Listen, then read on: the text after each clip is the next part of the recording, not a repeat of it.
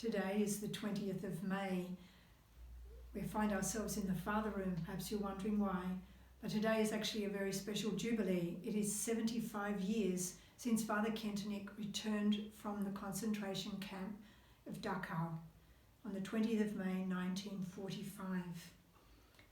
He had actually been released from the concentration camp on the 6th of April, but it took 6 weeks till he could find his way back through the different zones in Germany to arrive in Schoenstatt, which he did on Pentecost Sunday, the 20th of May 1945. One of the reports about the homecoming reads, "There were many people, including many of the sisters, who came to greet Father and enthusiastically welcome him back to Schoenstatt. The bell of the shrine rang out in welcome, and the song, 'Behold the Chains Have Fallen,' this hymn, the Chains Have Fallen, was written when he was in the prison in Koblenz and was intended for his homecoming he had hoped for in February of 1942, but now it's May 45. So they prayed this song, sang this song, and Father entered the shrine for the first time since he had been imprisoned by the Gestapo in Koblenz in September of 1941. And he knelt at the communion rail with Father Dresbach, who had been with him in the concentration camp. He had been one of the scribes for the illegal mail that was sent out from the camp. And then they were able to celebrate Holy Mass in the shrine. Father Dresbach and Father Menningen, who had actually, with his brother, picked Father up from Ennerbeuren in the Alps in south of Germany, and Father celebrated Holy Mass. And after Mass, they gave a sacramental blessing. Everyone, a report says, was amazed at how well Fr Kentenich appeared after all that he had been through, all that he'd experienced during his time of imprisonment, especially, of course, in the concentration camp in Dachau. In one of the addresses that he gave on his return, he said, "We should really do nothing else but just be together in quietness and contemplate God's goodness, love and mercy. Or rather, contemplate the good, loving and merciful God himself, according to the words of St. Augustine, videbimus et amabibus et laudamibus, in fine sine fine. We shall behold and love.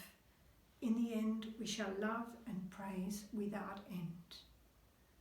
And one thinks, coming back from a concentration camp, and Father's thoughts were to God, to praise him and thank him.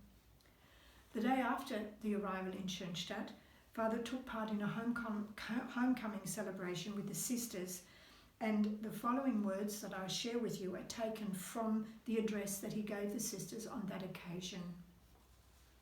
He said, "Today's celebration is a triumph of loyalty. If you now apply just a little spirit of faith, you will have to understand the train of thought when I state that you paid the ransom. Now that it has been paid in accord with God's plan, my enslavement has come to an end. It was something daring, something that, humanly speaking, can scarcely be outdone after my own sitting in darkness.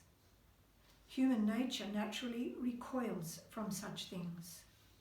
I know of some who thought that they had to climb walls when they heard the clanking of the keys locking them in the cell. And I know of some who were not really weaklings, but who said, I can't stand this terrible uncertainty. I would like that now what I say be seen in the light of the reality of the supernature. We must not think that I had an inner certainty that I would be freed. Not at all. For me, the whole thing, right until the end, was a constant test of faith. I wanted it that way too. We have always said to ourselves that our lives must be a continuation of Mary's life. Therefore, tests of faith will also be a part of our lives. And I must admit that even though I firmly believed in it, it still didn't give me any certainty. It is truly something beautiful to be at home in the supernatural world. He went on to say, The angel of the Lord declared unto Mary, let us savour our joy at seeing each other again. Don't just say, well, that's done.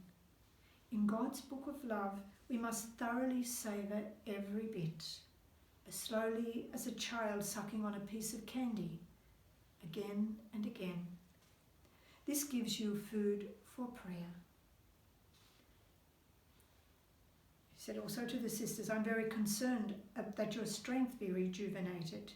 If you can sleep more, you should have as much relaxation as possible for a whole month.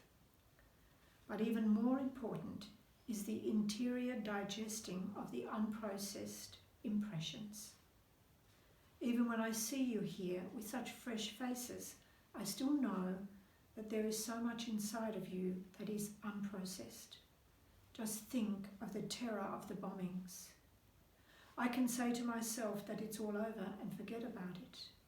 But woman's nature does not become transparent if there is still something unprocessed in the soul. You must see to it that your whole emotional life resonates again and again in God's life rhythm. Just think of all the things the saints had to put up with. Their secret, also their source of physical stamina, was that they let their entire life rhythm resonate in God's life rhythm. Suppose I am agitated. How does someone who is not religious find his inner balance again? He may sit at the piano and pour his restlessness into the keys. Others go hiking in the forest for an hour. With this, they absorb the life rhythm of nature. How does a religious person do this? We must turn to the supernatural. If I am suffering, what must I do? Most people will say, it's done, I won't think about it again. But this has not yet attained the full intent of divine providence. Unless I process it interiorly, unless my restlessness finds a resonance with God's life rhythm, you have not fully answered the message. I must calmly fight my way through it until I can say with the point of my will, Dear God, I rejoice. You can send me still more.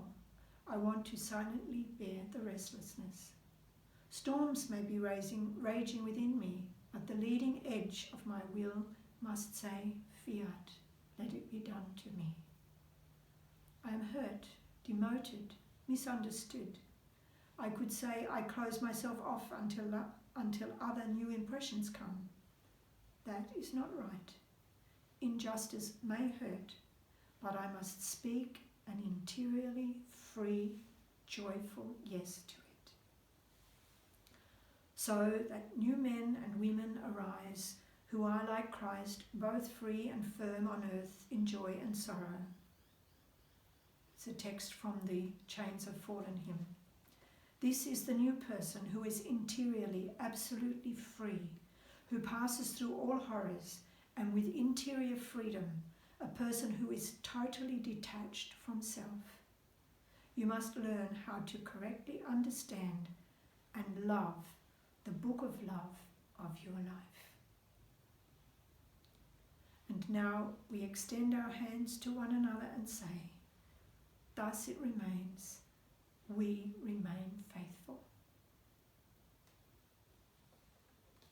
And I pray in this Father Room for all of you that you may rejoice that God was so good to give our Father back to us from this first exile, so to speak, this time in the concentration camp, and gave him time then to visit the countries of South America, South Africa, and well, we look forward then to the next Jubilee, I suppose, in another 25 years. Let's rejoice today and give thanks.